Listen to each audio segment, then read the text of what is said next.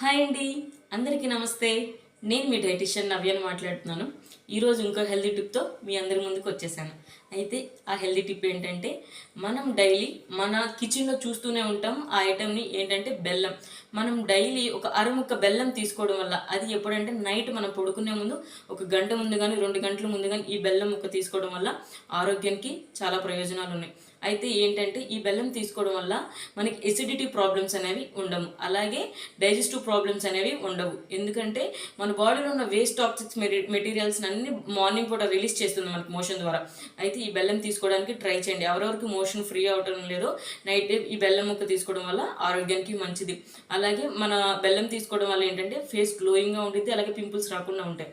అలాగే బెల్లంలో ఏంటంటే పొటాషియం ఉండిద్ది కాబట్టి హార్ట్ ప్రాబ్లమ్స్ అనేవి ఏం రాకుండా ఉంటాయి. అలాగే బ్లడ్ ప్రెషర్, మన బీపీని కూడా కంట్రోల్ చేస్తూ ఉంటుంది బెల్లం ఒక